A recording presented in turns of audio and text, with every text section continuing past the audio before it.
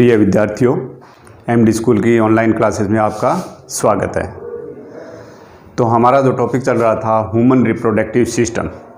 Human reproductive system में हमने male reproductive system का अध्ययन कर लिया है, उसका नामक चित्र बना लिया है और इंटरनल स्ट्रक्चर जैसे एलएस ऑफ टेस्टिस और TS of testis, TS of penis, वो 3-4 टॉपिक थे, वो हमने कंप्लीट कर लिए।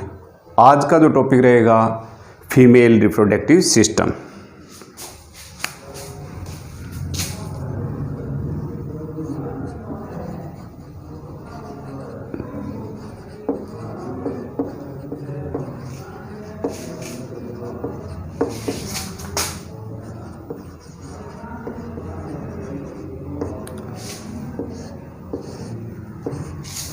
मादा जनन तंत्र। तो सबसे पहले अपने मादा जनन तंत्र का नामक चित्र बनाएंगे, उसके विभिन्न भागों का क्रमबद्ध रूप से क्या करेंगे, अध्ययन करेंगे। तो सबसे पहले डायग्राम देखते हैं अपने फीमेल रिप्रोडक्टिव सिस्टम का।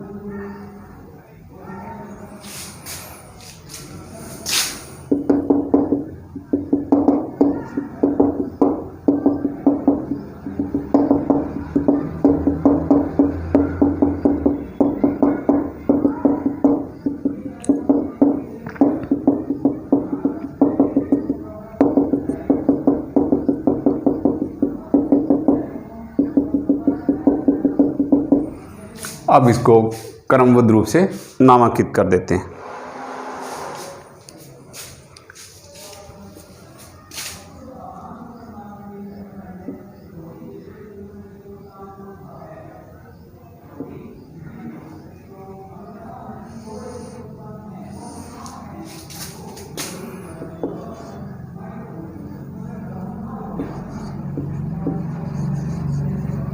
फैलोपियन ट्यूब,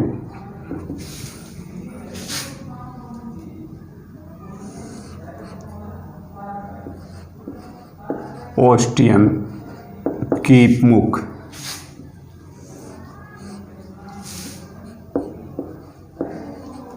इनफंडी बुलम, अंडवाहिनी कीप,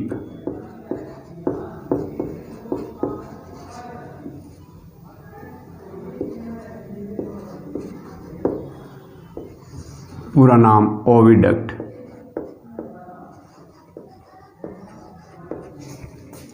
इसके बाद में आ जाएगा मीजोवेरियम,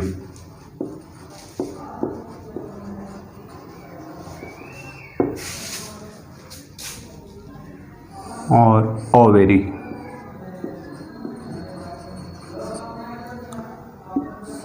श्रोणी क्षेत्र,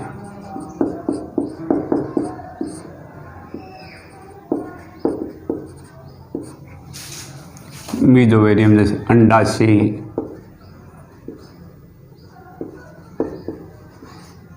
योजनी।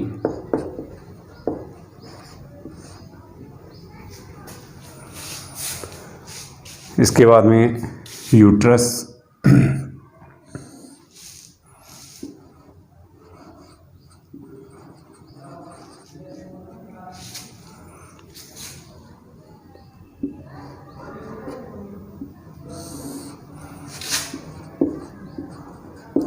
गर्भाशय, गिरवा,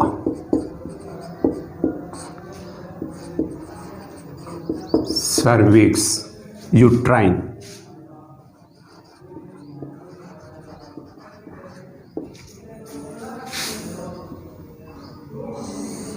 बाह्य द्वार,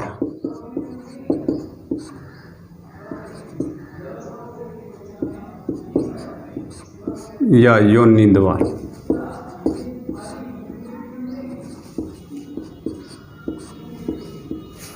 एक्सटर्नल ओरिफिस,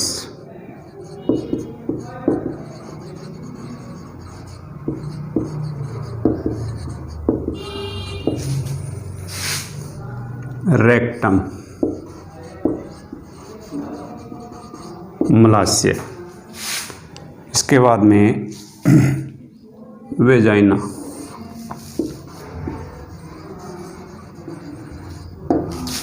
और एंस।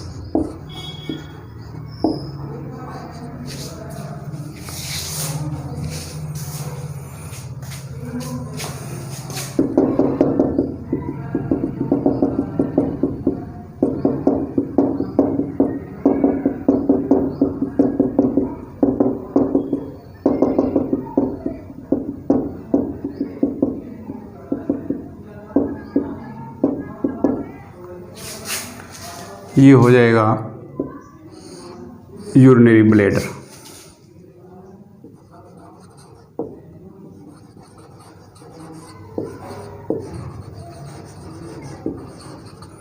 मूत्राशय और यूरेथ्रा, मूत्र मार्ग। ये हो जाएगी प्यूबिक अस्थि।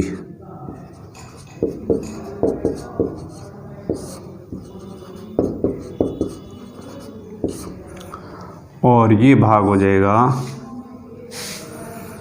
प्यूबिक मुंड।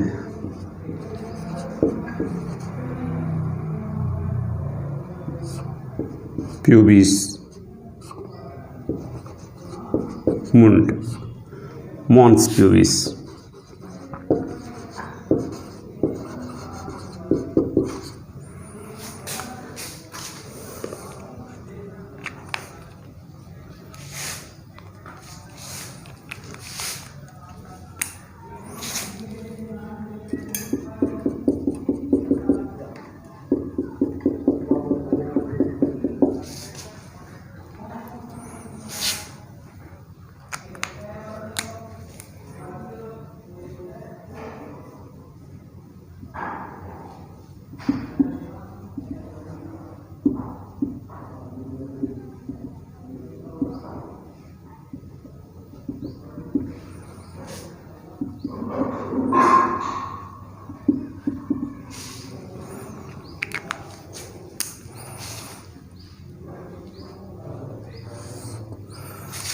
क्लिटोरिस।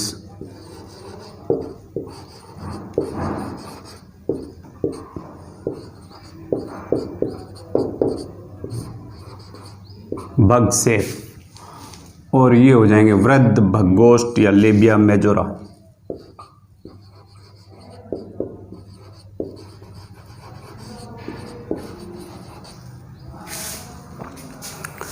तो ये अपना मादा जनन तंत्र का नामांकित चित्र हो गया।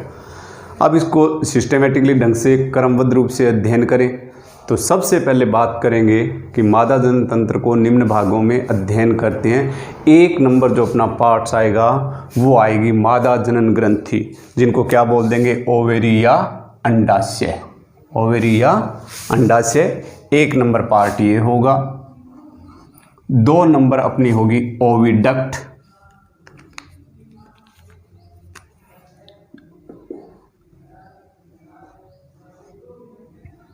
3 नंबर होगा यूट्रस। 4 नंबर होगी वेजाइना।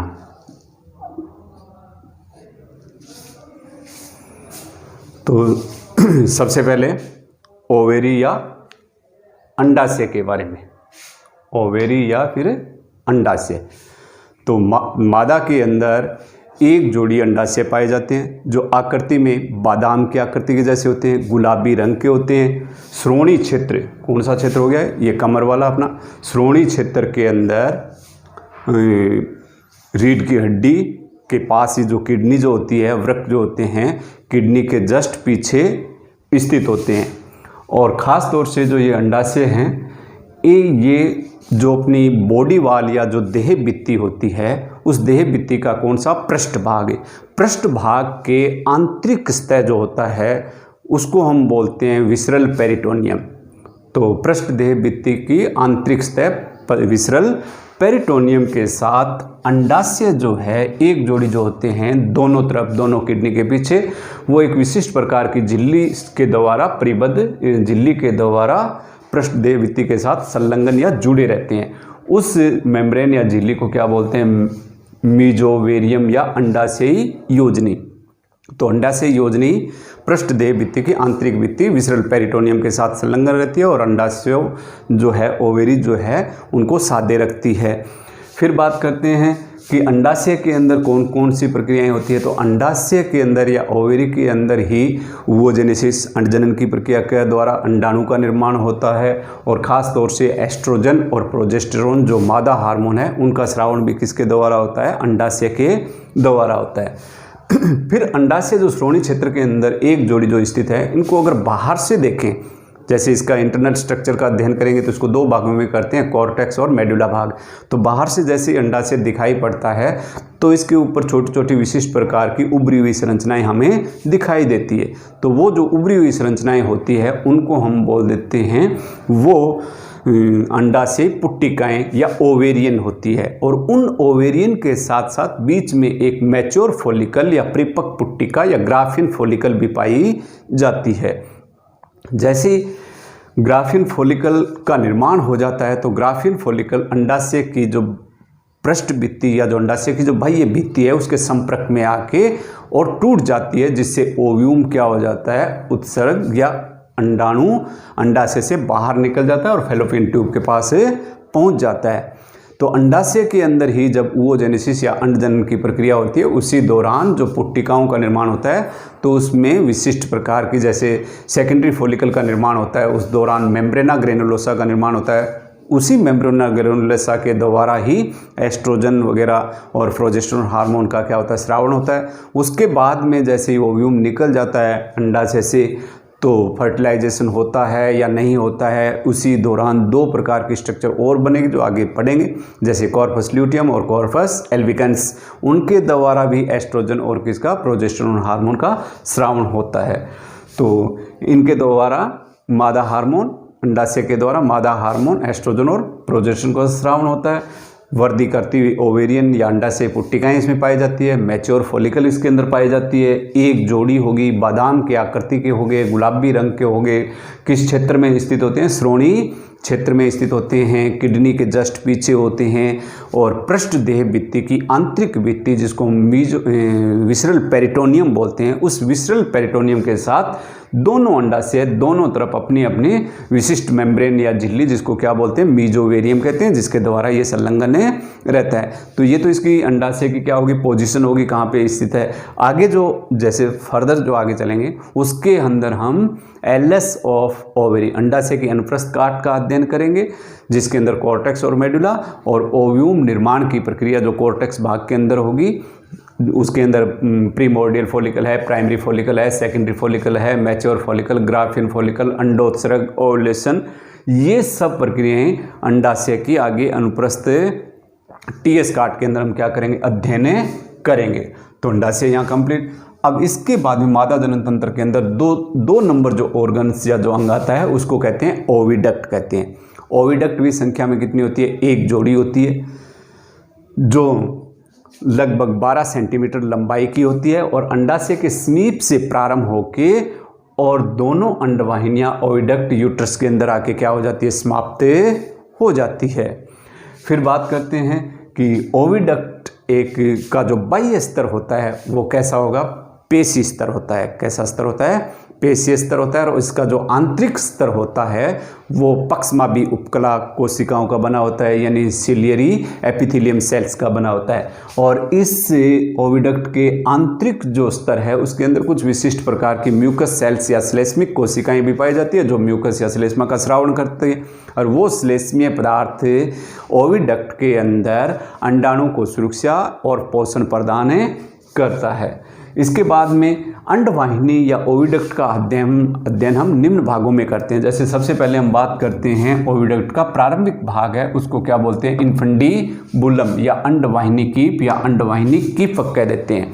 तो ओविडक्ट का प्रारंभिक भाग कीपाकार संरचना का निर्माण करता है, जिसको हम क्या बोलते हैं, इन्फंडिबुलम या अंडवाहिनी कीपक बोल दिया है। अंडवाहिनी कीपक का जो आगे का जो भाग है उसके ऊपर विशिष्ट प्रकार के उंगली नुमा प्रवर्ध पाए जाते हैं और उन उंगली नुमा प्रवर्ध को हम फिम्बरी या झालर बोल देते हैं। फिम्बरी या झालर, उनका जो मुख्य कार्य होता है वो अंडाशय से जब अंडाणु उत्सर्ग होकर बाहर निकलता है उस अंडाणु को पकड़ना, कैच करना किसका काम होता है, इन्फंडिबुलम के ऊपर पाए जाने वाले उंगली नुमा प्रवर्ध, जिनको क्या बोलते हैं, फिम्बरी या झालर, जो क्या कर लेंगे, उस अंडाणु को ग्रहण कर लेंगे। और वहाँ से जैसे अंडाणु को ग्रहण करेंगे तो इन्फंडिबुलम या अंडवाहिनी कीपक के ऊपर इसी भाग के अंदर एक विशिष्ट प्रकार का पोर या छिद्र पाया जाता है, जिसको कहते हैं ओस्टियम या कीप मुख कह देते हैं। तो कीप मुख में क्या हो जाएगा, अंडाणु प्रवेश कर जाएगा। फिर देखिए कि अंडवाहिनी का जो प्रारंभिक भाग है कीपाकार है, इसी कीपाकार भाग के ऊपर भी हमने एक न्यू स्ट्रक्चर सी बनाई है, थोड़ा ब्लैक ब्लैक, ये भी एज ए मीजोवेरियम के समान मेम्ब्रेन है। किसके समान है, मीजोवेरियम के समान। तो इन्फंडिबुलम या अंडवाहिनी कीपक जो है पृष्ठ देह भित्ति की आंतरिक सतह वो कौन सी, विसरल पेरिटोनियम के साथ विशिष्ट प्रकार की मेम्ब्रेन के द्वारा इन्फंडिबुलम कीपक क्या होता है, चिपका हुआ रहता है। दूसरा जो भाग बताएंगे वो आएगी फैलोपियन ट्यूब। तो फैलोपियन ट्यूब अंडवाहिनी कीपक जो हो गया, इन्फंडिबुलम पीछे की तरफ एक विशिष्ट प्रकार की कुंडलित नलिकाकार संरचना के रूप में वृद्धि करता है और इस कुंडलित नलिकाकार संरचना को हम क्या बोल देते हैं, फैलोपियन ट्यूब कह देते हैं। और फैलोपियन ट्यूब जो है वो ओविडक्ट का ही भाग है। इसका आंतरिक स्तर कैसा बता दिया हमने, पक्षमाभी उपकला कोशिकाओं का, सिलियरी एपिथेलियम, और उसके अंदर कुछ विशिष्ट प्रकार की गोबलेट सेल्स टाइप्स की जैसे श्लेष्मीय कोशिकाएं पाई जाती है जो श्लेष्मा का स्रावण करती है। बाहरी स्तर इसका कैसा होगा, पेशी स्तर होगा। फिर बात करते हैं कि ओविडक्ट जो है इसमें एक विशिष्ट प्रकार की प्रोसेस या प्रक्रिया होती है जिसको संकुंचन की प्रक्रिया कह देते हैं, कर्माकुंचन या संकुंचन। तो संकुंचन और विकुंचन होने के कारण ये कभी सिकुड़ती है, कभी फैलती है, कभी सिकुड़ती है, फैलती है, जिसके कारण इस ओविडक्ट के अंदर वेजाइना के द्वारा छोड़े गए सप्रम और अंडाशय से निकला हुआ अंडाणु एक दूसरे के क्या हो जाता है, संपर्क में आ जाता है। और फैलोपियन ट्यूब के अंदर कौन सी प्रोसेस संपन्न हो जाती है, फर्टिलाइजेशन या निषेचन की क्रिया फैलोपियन ट्यूब के अंदर क्या होती है, संपन्न होती है। तो 2 नंबर पार्ट हमारा कौन सा हो गया, फैलोपियन ट्यूब। इसके बाद में जो हमारा 3 नंबर जो पार्ट आता है मादा जनन तंत्र के अंदर, जो महत्वपूर्ण भाग है जिसको हम यूट्रस या क्या बोल देते हैं, गर्भाशय कह देते हैं। तो गर्भाशय जो है वो संख्या में 1 हो गया। रैबिट जो होता है उसके अंदर यूट्रस कितने होते हैं, 2 होते हैं। ह्यूमन के अंदर यूट्रस या गर्भाशय कितना हो गया, संख्या में 1 यूट्रस होता है, जो खास तौर से नाशपाती जैसी आकृति का है और किस क्षेत्र में स्थित होता है, श्रोणि क्षेत्र में स्थित होता है। और इसका अग्र जो भाग होता है, अग्र जो भाग है वो तिकोना और अधिक चौड़ा होता है, और नीचे की तरफ या वेजाइना की तरफ जो भाग होता है वो क्या होता है, संकरा होता है। यूट्रस का जो प्रारंभिक भाग है जो अधिक मोटाई का चौड़ा होता है, इसको हम बॉडी ऑफ यूट्रस भी कह सकते हैं। जैसे यहाँ सिंपल हमने नाम लिख दिया, तो ऊपर वाले भाग को क्या कह सकते हैं, गर्भाशय काय या बॉडी ऑफ यूट्रस कह देते हैं। और इसके बाद में बात आती है कि यूट्रस का जो मुख्य कार्य होता है, ये वृद्धि करते हुए भ्रूण को पोषण प्रदान करेगा। और भ्रूण का परिवर्तन किस भाग के अंदर होता है, मादा के यूट्रस भाग के अंदर होता है। और विशिष्ट प्रकार की संरचना यूट्रस की आंतरिक जो भित्ति होती है उससे उत्पन्न होती है, और उस संरचना को हम प्लेसेंटा या अपरा कह देते हैं। अपरा के द्वारा ही वृद्धि करता हुआ भ्रूण मादा के यूट्रस से क्या करता है, पोषण और गैसों का एक्सचेंज, उत्सर्जी पदार्थों का एक्सचेंज, ये सब कार्य किसके होते हैं, प्लेसेंटा के होते हैं। और वृद्धि करते हुए भ्रूण को पोषण भी प्रदान करता है। ये तो इसकी पोजीशन होगी, आकार की होगी, जैसे श्रोणि क्षेत्र में स्थित हो गया, नाशपाती जैसे आकृति का हो गया, प्रारंभिक भाग अधिक तिकोना चौड़ा हो गया जिसको बॉडी ऑफ यूट्रस कह देते हैं। संकरा भाग है नीचे की तरफ, उसको हम गर्भाशय गिरवा कह देते हैं। क्या कहेंगे, गर्भाशय गिरवा या सर्विक्स यूट्राइन हो गया। गर्भाशय गिरवा आगे चल के किसके अंदर खुल जाती है, बाह्य द्वार या योनि द्वार, जिसको एक्सटर्नल ओरिफिस कह देते हैं। तो एक्सटर्नल ओरिफिस और गर्भाशय गिरवा एक दूसरे से संलग्न रहते हैं। गर्भाशय गिरवा किसमें, बाह्य द्वार या योनि द्वार में खुल जाती है। योनि द्वार आगे चल के किसके अंदर खुलती है, वेजाइना के अंदर। फिर बात आती है हिस्टोलॉजी या औत्की की। औत्की की बात करें तो यूट्रस जो होता है वो मोटा, मांसल, पेशीय और संवहनीय ऊतकों से निर्मित संरचना होती है, जिसमें इसका जो बाहरी स्तर होता है, बाहरी स्तर मोटा पेशी स्तर होता है जिसको मायोमेट्रियम बोल देते हैं। आंतरिक जो स्तर होता है यूट्रस का, ये जो आंतरिक स्तर जो होता है वो म्यूकस या श्लेष्मीय स्तर का होता है, जिसको एंडोमेट्रियम कह देते हैं। एंडोमेट्रियम के अंदर श्लेष्मीय कोशिकाएं, गोबलेट सेल्स पाई जाती है, जो श्लेष्मीय पदार्थ का स्रावण करती है, जो वृद्धि करते हुए भ्रूण को पोषण और उसको नम बनाए रखती है। और बाहरी आघातों से ये पूरा यूट्रस मायोमेट्रियम और एंडोमेट्रियम है वो वृद्धि करते हुए भ्रूण को क्या करते हैं, सुरक्षा भी प्रदान करते हैं बाह्य आघातों से। फिर इसके बाद में हमारा जो 4 नंबर जो टॉपिक आएगा वो आ जाएगी अपनी कौन सी, वेजाइना। वेजाइना जो होती है वो संख्या में क्या होगी, वो सिंगल होगी यूट्रस के समान। और वेजाइना जो है वो एक पतली झिल्ली नलिकाकार संरचना होती है और संवहनीय होती है। और वेजाइना का जो प्रारंभिक भाग है वो किसके द्वारा संलग्न रहता है, योनि द्वार या एक्सटर्नल ओरिफिस है। एक्सटर्नल ओरिफिस जो बाह्य द्वार या योनि द्वार है उसके ऊपर एक विशिष्ट प्रकार की मेम्ब्रेन या झिल्ली पाई जाती है, जो बाह्य द्वार या योनि द्वार को आंशिक रूप से क्या करती है, बंद करके रखती है। उस मेम्ब्रेन को हीमेन या योनि छिद्र कह देते हैं। हीमेन या योनि छिद्र है वो खास तौर से जैसे शारीरिक परिश्रम हो गया, एक्सरसाइज हो गया, मैटिंग या कोपुलेशन या मैथुन क्रिया के दौरान वो हीमेन या योनि छिद्र क्या हो जाती है, टूट या फट जाती है। फिर बात करते हैं कि जो वेजाइना है वो पेशीय और ख़ास तौर से झिल्ली सदृश नलिकाकार संरचना है। और इस वेजाइना के अंदर जो इनकी जो सेल्स पाई जाती है, आंतरिक स्तर की जो सेल्स है, वो सेल्स विशिष्ट रूप से ग्लाइकोजन का क्या करती है, संचय करती है। और इसी वेजाइना भाग के अंदर कुछ बैक्टीरिया जैसे लैक्टोबैसिलस बैक्टीरिया भी पाए जाते हैं। और वो लैक्टोबैसिलस बैक्टीरिया यूट्रस की जो म्यूकस सेल्स है आंतरिक स्तर, उनके द्वारा जो श्लेष्मीय पदार्थ जो स्रावित होकर धीरे धीरे वेजाइना के अंदर आता रहता है, उस श्लेष्मीय पदार्थ को फर्मेंटेशन या किण्वन क्रिया के द्वारा अम्लीय माध्यम में क्या कर देता है, बदल देता है। तो वेजाइना का जो माध्यम रहता है वो अम्लीय रहता है, किसके कारण, लैक्टोबैसिलस बैक्टीरिया के कारण। अम्लीय माध्यम होने के कारण हल्के जो संक्रमण होते हैं, फंगल डिजीज है, वायरल डिजीज है, बैक्टीरियल डिजीज है, तो ये जो रोगाणु होते हैं, वायरस है, बैक्टीरिया है, फंगस है, ये आसानी से इसके अंदर ग्रो या वृद्धि नहीं कर पाते हैं, जिससे वेजाइना को केमिकली अवरोध एक प्रकार का हो गया, जिसके द्वारा ये आसानी से अपने आप को क्या कर लेती है, प्रोटेक्ट या सुरक्षित कर लेती है। तो आसानी से वेजाइना के अंदर क्या नहीं होते हैं, संक्रमण नहीं होते। किस माध्यम के कारण? अम्लीय माध्यम के कारण। अम्लीय माध्यम किसके कारण? म्यूकस जो स्रावित होता है वो लैक्टोबैसिलस बैक्टीरिया के द्वारा किस में कन्वर्ट हो जाता है, अम्लीय माध्यम के अंदर। फिर बात करते हैं कि वेजाइना के जो फंक्शन या जो कार्य है, कार्य की बात करें तो वेजाइना खास तौर से जब मैटिंग या कोपुलेशन या मैथुन क्रिया या सेक्स के दौरान ये मैथुन अंग के रूप में व्यवहार करती है। शिशु जन्म के समय ये बर्थ कैनाल या जन्म नाल के समान जन्म नाल का कार्य करती है, बच्चे को पैदा करने का रास्ता प्रदान करती है।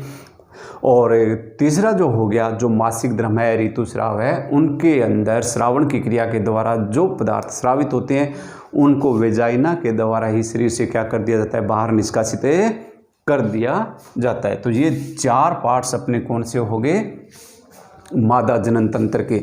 इसके साथ साथ ये पैरेलल हमने बना रखा है, रेक्टम मलाशय, यहाँ पाचन तंत्र हो गया, ये एंस गुद्दा द्वार हो गया, ये यूरिनरी ब्लैडर हो गया, मूत्राशय, और मूत्राशय जो है किसके द्वारा, यूरेथ्रा के द्वारा, वेस्टिब्यूल या प्रघाण बोल देते हैं। इस स्ट्रक्चर को क्या बोलेंगे, वेस्टिब्यूल या प्रघाण में आके खुल जाता है।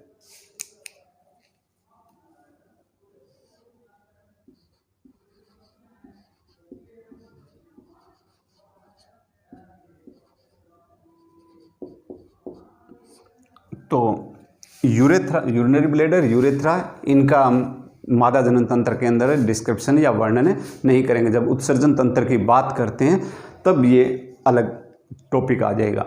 तो ये दिखा रखा है हमने क्या, यूरिनरी ब्लैडर, ये यूरेथ्रा, और यूरेथ्रा या मूत्रमार्ग किसके द्वारा, मूत्रमार्ग है वो कौन से भाग के अंदर आके खुल जाता है, जो लेबिया मेजोरा या जो वृद्ध बग्घोष्ठ होते हैं उनके द्वारा घिरी हुई एक दरारनुमा संरचना बन जाती है, बीच में खाली जगह, जिसको हम क्या बोल देते हैं, वेस्टिब्यूल या प्रघाण बोल देते हैं उसके अंदर। और ये जो बाहर का अपर पोर्शन है, ये प्यूबिक बोन्स होगी, ये प्यूबिक मुंड या मॉन्स प्यूबिस हो गया, और दूसरा ये क्लिटोरिस बगसेप हो गया, लेबिया मेजोरा। तो इतना तो इन 4 अंगों का तो मादा जनन तंत्र के अंदर अध्ययन कर लिया। इसके बाद में बात करेंगे नेक्स्ट टॉपिक जो अपना आएगा, उसके अंदर मादा के बाह्य जननांग, मादा के बाह्य जननांग। तो बाह्य जननांग को हम संयुक्त रूप से क्या कहेंगे, भग कहेंगे। क्या कहेंगे, भग या वल्वा कह देंगे। भग के अंदर निम्न प्रकार की संरचनाएं हैं, उनको हम बाह्य जननांग के रूप में अध्ययन करेंगे। तो बाह्य जननांग के अंदर 1 नंबर अध्ययन करेंगे हम क्लिटोरिस बगसेप को, 2 नंबर अध्ययन करेंगे लेबिया मेजोरा वर्ध बग्घोष्ठ को, 3 नंबर अध्ययन करेंगे लेबिया माइनोरा लघु बग्घोष्ठ को, 4 नंबर अध्ययन करेंगे वेस्टिब्यूल प्रघाण, और उसके बाद में 2 पोर्स या एपरेचर आ जाएंगे, जिनको हम योनि द्वार और मूत्र द्वार बताएंगे, उनका अध्ययन करेंगे। मॉन्स प्यूबिस या प्यूबिक मुंड जो है, मोटा पेशीय मांसल संरचना है, वो भी किसके अंदर अध्ययन किया जाता है, बाह्य जननांग के रूप में अध्ययन किया जाता है। तो एक सिंपल सा जो, अगर राजस्थान बोर्ड के अंदर एनसीईआरटी के अंदर हमारा जो ह्यूमन रिप्रोडक्टिव सिस्टम है, उनमें क्वेश्चन पूछा जाता है जनरली कि मादा जनन तंत्र का नामक चित्र बनाते हुए वर्णन कीजिए। तो सफिशियंट है 4 भागों का वर्णन वेजाइना तक, कहाँ से, ओवेरी, ओविडक्ट, यूट्रस, वेजाइना। फिर एक छोटा सा 2 नंबर का कई बार क्वेश्चन आ जाता है कि मादा के बाह्य जननांगों को विस्तार से बताइए। तो बाह्य जननांग को भग बोल देते हैं। उसके अंदर हम 4-5 पार्ट्स के बारे में बताएंगे, जैसे क्लिटोरिस के बारे में, labia majora, labia minora, mons pubis, vestibules प्रघाण, और मूत्र द्वार और योनि द्वार, उनका भी बाह्य जननांगों के अंदर अध्ययन करते हैं। फिर इसके बाद में एक टॉपिक और नेक्स्ट आता है कि मादा जनन तंत्र के अंदर भाग लेने वाली सहायक जनन ग्रंथियों के बारे में बताएं। तो नर जनन तंत्र के अंदर हमने सहायक ग्रंथियां 2 पढ़ी थी, कॉपर्स ग्लैंड और दूसरी प्रोस्टेट ग्लैंड, कॉपर्स ग्लैंड और प्रोस्टेट ग्लैंड, दोनों का अध्ययन किया था। तो यहाँ पे भी 2 ग्रंथियाँ पाई जाएगी, जैसे एक मेमरी ग्लैंड हो जाएगी स्तन ग्रंथियाँ, और दूसरी हो जाएगी बार्थोलिन की ग्रंथि या प्रघाण ग्रंथियाँ बोल देते हैं, बार्थोलिन ग्लैंड्स हो जाएगी। तो वो 2 सहायक जनन ग्रंथियाँ आएंगी, उनके कार्य हो जाएंगे। स्तन ग्रंथियों का क्या कार्य है वो डायग्राम बना के वो आगे क्लियर हो जाएगा। वेस्टनो और बार्थोलिन का क्या कार्य है वो हो जाएगा। फिर जो हमारा नेक्स्ट जो इसमें टॉपिक आएगा वो टीएस ऑफ टेस्टिस, अंडाशय की अनुप्रस्थ काट का अध्ययन करेंगे और उसके अंदर कॉर्टेक्स और मेडुला भाग और बाहर से अंदर की तरफ इसका अंडाशय के अनुप्रस्थ काट का अध्ययन करेंगे और कॉर्टेक्स भाग के अंदर ओव्यूम निर्माण की प्रक्रिया भी अध्ययन करेंगे। उसके बाद में आर्तव चक्कर आ जाएगा, मेंस्ट्रुएशन साइकिल आ जाएगा और आगे टॉपिक आते जाएंगे। Thank you.